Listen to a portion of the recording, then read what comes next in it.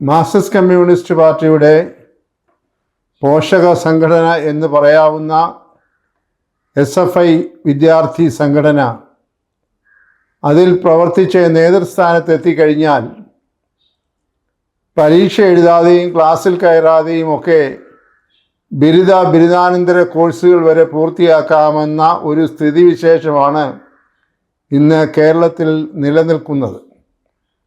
ആരെയും ഞെട്ടിപ്പിക്കുന്ന രീതിയിലാണ് വളരെ ആസൂത്രിതമായി ഇതിനുള്ള നീക്കങ്ങൾ നടത്തുന്നതും അങ്ങനെയുള്ളവരെ പിന്തുണയ്ക്കുന്നതിന് ഉത്തരവാദപ്പെട്ട സ്ഥാനങ്ങളിൽ ഇരിക്കുന്ന ചിലർ ശ്രമിച്ചുകൊണ്ടിരിക്കുന്നതും.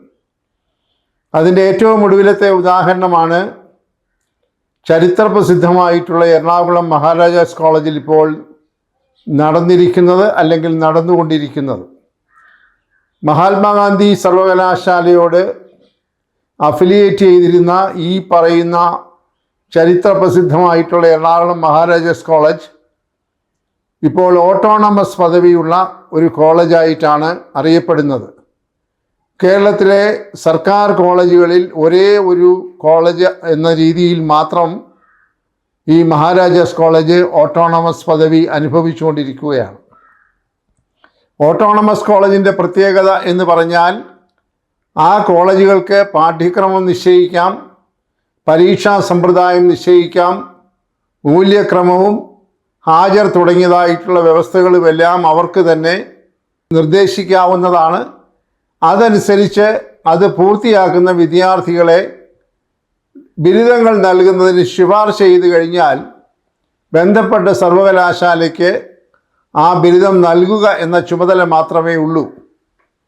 കുറെ കൂടെ വ്യക്തമായി പറഞ്ഞാൽ ഈ ശുപാർശകൾ ബന്ധപ്പെട്ട ഓട്ടോണമസ് കോളേജ് സർവകലാശാലയ്ക്ക് നൽകുമ്പോൾ സർവകലാശാലകൾ തീർച്ചയായും ഈ കോളേജ് അതിൻ്റെ നിബന്ധനകൾ പാലിച്ചിട്ടുണ്ടോ എന്ന് പരിശോധിക്കുവാനുള്ള ഉത്തരവാദിത്തമുണ്ട്. എന്നാൽ എറണാകുളം മഹാരാജാസ് കോളേജിൽ സംഭവിച്ച കാര്യത്തിൽ സർവകലാശാലയും കോളേജ് അധികൃതരും നടത്തിയിട്ടുള്ള ഒരു ഒത്തുകളിയുടെ ഭാഗമാണ് ഇപ്പോൾ നടന്നുകൊണ്ടിരിക്കുന്ന സംഭവം. SFIയുടെ സംസ്ഥാന സെക്രട്ടറിയായ PM ആർഷോ എറണാകുളം മഹാരാജാസ് കോളേജിലെ ഒരു പഞ്ചവത്സര ആർക്കിയോളജി വിദ്യാർത്ഥിയാണ്. ഇവിടെ ഒരു കാര്യം എടുത്തു പറയേണ്ടത്, പഞ്ചവത്സര കോഴ്സുകൾ അല്ലെങ്കിൽ ഇൻ്റഗ്രേറ്റഡ് കോഴ്സ് എന്ന് പറയുന്ന കോഴ്സുകൾ നടത്തുന്നത് സർവകലാശാലകളുടെ നേരിട്ടുള്ള നിയന്ത്രണത്തിൽ സർവകലാശാല വകുപ്പുകളിലാണ്. അഫിലിയേറ്റഡ് കോളേജുകളിൽ പഞ്ചവത്സര കോഴ്സുകൾ ഒന്നും തന്നെ ഇതുവരെ കേരളത്തിൽ നടപ്പാക്കിയിട്ടില്ല. എന്നാൽ എറണാകുളം മഹാരാജാസ് കോളേജ് ഒരു പ്രത്യേകമായ പരിതസ്ഥിതിയിൽ അവിടുത്തെ അധ്യാപകരും ബന്ധപ്പെട്ടവരും കൂടി ആലോചിച്ചാണ് മഹാരാജാസ് കോളേജിൽ ഒരു പഞ്ചവത്സര ആർക്കിയോളജി കോഴ്സ് തുടങ്ങിയത്.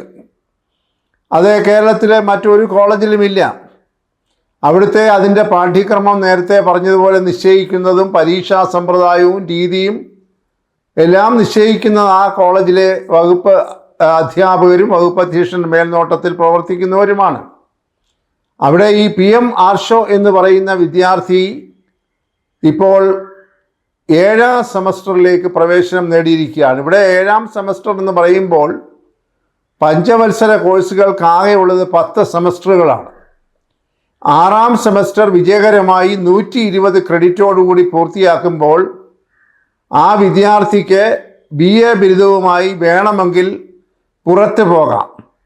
അതല്ല, തുടർ പഠനം ആഗ്രഹിക്കുന്നുവെങ്കിൽ മാസ്റ്റർ ബിരുദത്തിന് തുല്യമായ 7ാം സെമസ്റ്ററിലേക്ക് പ്രവേശിച്ച് 7 മുതൽ 10 വരെയുള്ള സെമസ്റ്ററുകൾ പൂർത്തിയാക്കി 5 വർഷം കൊണ്ട് ബിരുദാനന്തര ബിരുദം, മാസ്റ്റേഴ്സ് ബിരുദം നേടി പുറത്തു പോകാം. ഇതാണ് പഞ്ചവത്സര കോഴ്സിൻ്റെ പ്രത്യേകത. എന്നാൽ അവിടെയൊക്കെ ചില നിബന്ധനകളുണ്ട്. ഒന്നാമത് 6 സെമസ്റ്ററുകൾ പൂർത്തിയാക്കുമ്പോൾ 120 ക്രെഡിറ്റുകൾ എടുത്തിരിക്കണം. തുടർന്നുള്ള 4 സെമസ്റ്ററുകളിൽ 80 ക്രെഡിറ്റുകൾ എടുത്ത് ആകെ 200 ക്രെഡിറ്റുകൾ എടുക്കുമ്പോൾ മാത്രമേ ഒരു വിദ്യാർത്ഥി ബിരുദാനന്തര ബിരുദത്തിന് യോഗ്യനാവുകയുള്ളൂ. അത് നിർബന്ധമായും എല്ലാ സെമസ്റ്ററുകളുടെയും പരീക്ഷ പാസ്സായിരിക്കണം. അതോടൊപ്പം തന്നെ ഓരോ സെമസ്റ്ററിലും ഏറ്റവും കുറഞ്ഞത് 75% ഹാജരുണ്ടായിരിക്കണം. എന്നാൽ ഇവിടെ PM ആർഷോയ്ക്ക് 6ാം സെമസ്റ്ററിൽ ആകെയുള്ള ഹാജർ 10% മാത്രമാണ്.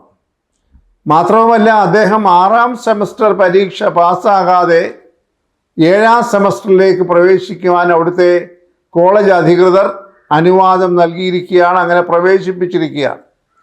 അപ്പോൾ ഈ PM ആർഷോയ്ക്ക് അതിൻ്റെ പ്രയോജനം കിട്ടുക എന്ന രീതിയിൽ വളരെ ആസൂത്രിതമായി 6ാം സെമസ്റ്ററിൽ പഠിച്ച എല്ലാ ആർക്കിയോളജി വിദ്യാർത്ഥികളെയും പരീക്ഷ എഴുതാതെ തന്നെ 7ാം സെമസ്റ്ററിലേക്ക് സ്ഥാനക്കയറ്റം നൽകിയിരിക്കുകയാണ്. ആ തീരുമാനമാണ് മഹാരാജാസ് കോളേജിലെ അക്കാഡമിക് കൗൺസിൽ എടുത്തിരിക്കുന്നത്. ഇതിനകത്തുള്ള ഏറ്റവും വിചിത്രമായ സംഗതി നേരത്തെ പറഞ്ഞതുപോലെ 6ാം സെമസ്റ്റർ പരീക്ഷ വിജയിക്കാതെ 7ാം സെമസ്റ്ററിലേക്ക് പ്രവേശിപ്പിച്ചിരിക്കുന്നു എന്നുള്ളതാണ്. രണ്ടാമത്തെ പ്രധാന കാര്യം, 6ാം സെമസ്റ്ററിൽ 10% മാത്രം ഹാജരുള്ള SFIയുടെ സംസ്ഥാന സെക്രട്ടറി PM ആർഷോയെയും ഇതിൻ്റെ മറവിൽ 7ാം സെമസ്റ്ററിലേക്ക് പ്രവേശിപ്പിച്ചിരിക്കുകയാണ്. നിയമമനുസരിച്ച് ജൂൺ മാസത്തിൽ എല്ലാ സെമസ്റ്ററുകളുടെയും പരീക്ഷ നടന്നിരിക്കണം. എന്നാൽ ഇപ്പോൾ മഹാരാജാസ് കോളേജിലെ പ്രിൻസിപ്പൽ ഒരു വിചിത്ര വാദവുമായി മുന്നേറ്റ് വന്നിരിക്കുകയാണ്. അതായത് ഓട്ടോണമസ് കോളേജ് എന്ന രീതിയിൽ ആ കോളേജിന് പരീക്ഷ എപ്പോൾ നടത്തണം എന്ന് നിശ്ചയിക്കാമത്രേ. അപ്പോൾ 6ാം സെമസ്റ്റർ ജൂൺ മാസത്തിൽ നടക്കേണ്ട പരീക്ഷ ഇതുവരെയും നടന്നിട്ടില്ല. അപ്പോൾ അത് നടത്താതെ തന്നെ 7ാം സെമസ്റ്ററിലേക്ക് വിദ്യാർത്ഥികളെ പ്രവേശിപ്പിക്കുന്നതിനുള്ള തീരുമാനം കോളേജ് തലത്തിൽ അവരെടുത്തിരിക്കുകയാണ്. ഇതിനകത്ത് കാണേണ്ട മറ്റൊരു സംഗതി, കോളേജിൻ്റെ പ്രിൻസിപ്പൽ എന്ന് പറയുന്നത് മഹാരാജാസ് കോളേജിലെ പ്രിൻസിപ്പൽ മഹാത്മാഗാന്ധി യൂണിവേഴ്സിറ്റിയുടെ സിൻഡിക്കേറ്റ് അംഗം കൂടിയാണ്. അപ്പോൾ അവർക്ക് ഈ നിയമങ്ങളെല്ലാം നന്നായി അറിയാവുന്നയാളാണ്. കൂട്ടത്തിൽ പറയേണ്ടിയിരിക്കുന്നു, മഹാരാജ് കോളേജ് പ്രിൻസിപ്പൽ ഇടതുപക്ഷ ജനാധിപത്യ മുന്നണിയുമായി ആഭിമുഖ്യമുള്ള അധ്യാപക സംഘടനയിൽ പ്രവർത്തിക്കുന്ന ഒരാളാണ്. അപ്പോൾ ഇതെല്ലാം കൂടെ കൂട്ടി വായിക്കുമ്പോൾ SFIയുടെ സംസ്ഥാന സെക്രട്ടറി PM ആർഷോയ്ക്ക് എന്തെങ്കിലുമൊക്കെ വിട്ടുവീഴ്ച ചെയ്യണം എന്നവർ തീരുമാനിച്ചാൽ അവരെ കുറ്റപ്പെടുത്തുന്നവരെയാണ് കുറ്റപ്പെടുത്തേണ്ടത് എന്ന് പറയേണ്ടി വരും. അപ്പോൾ കേരളത്തിലെ ഉന്നത വിദ്യാഭ്യാസ രംഗത്ത് ഗുണനിലവാരം ഉയർത്തുന്നതിനായി ഉന്നത വിദ്യാഭ്യാസ മന്ത്രി അഹോരാത്രം പ്രയത്നിച്ചുകൊണ്ടിരിക്കുകയാണ്. ഇതിനോട് ചേർത്ത് നടന്ന മറ്റൊരു സംഭവം, KSU വിഭാഗത്തിൽപ്പെട്ട ഒരു വിദ്യാർത്ഥി ഇതുപോലെ പരീക്ഷ എഴുതാൻ ശ്രമിച്ചപ്പോൾ അയാൾക്ക് വെറും 13% ഹാജർ മാത്രമേ ഉണ്ടായിരുന്നുള്ളൂ. ആ കുട്ടിയെ പരീക്ഷ എഴുതാൻ അനുവദിച്ചില്ല. അങ്ങനെ വന്നപ്പോൾ ആ വിദ്യാർത്ഥി ഹൈക്കോടതിയെ സമീപിച്ച് പരീക്ഷ എഴുതാനുള്ള അനുവാദം വാങ്ങി അങ്ങനെ പരീക്ഷ എഴുതി. എന്നാൽ ആ വിദ്യാർത്ഥിയുടെ പരീക്ഷാഫലം പുറത്തുവിടാതെ ആ വിദ്യാർത്ഥിയെ അറ്റൻഡൻസ് ഇല്ല എന്ന കാരണത്താൽ 6ാം സെമസ്റ്ററിൽ നിന്ന് പുറത്താക്കിയിരിക്കുകയാണ്. കുറേ നാളുകൾക്ക് മുൻപ് നടന്ന മറ്റൊരു സംഭവം ഇതിനോട് ചേർത്ത് വായിക്കണം. കായംകുളം MSM കോളേജിൽ BCom പാസ്സാകാത്ത ഒരു വിദ്യാർത്ഥിയെ MCom കോഴ്സിന് അഡ്മിറ്റ് ചെയ്ത് വലിയ വിവാദം ഉണ്ടാവുകയും അവസാനം അത് കണ്ടെത്തി ആ വിദ്യാർത്ഥിയെ കോളേജിൽ നിന്ന് പുറത്താക്കുകയും ചെയ്തു. അതിനോട് ബന്ധപ്പെട്ട മറ്റൊരു സംഭവം കാലടി സർവകലാശാലയിൽ നടന്നത്. അവിടെയും BA പാസ്സാകാതെ കുറേ വിദ്യാർത്ഥികളെ അവർ പാസ്സാകുമെന്നുള്ള പ്രതീക്ഷയിൽ MA ക്ലാസ്സിലേക്ക് അഡ്മിഷൻ കൊടുത്തു. അതും വിവാദമായപ്പോൾ ആ കുട്ടികളെ പുറത്താക്കി.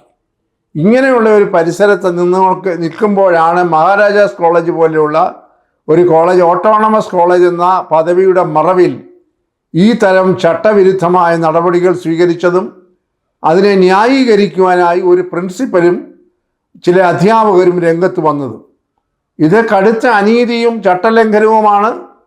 ഒരളവിൽ പറഞ്ഞു കഴിഞ്ഞാൽ ഇത് ഇങ്ങനെയുള്ള ഒരു കോളേജിൽ ഈ ഒരു സംവിധാനം തുടരാൻ യാതൊരു കാരണവശാലും അനുവദിക്കാൻ പാടില്ല.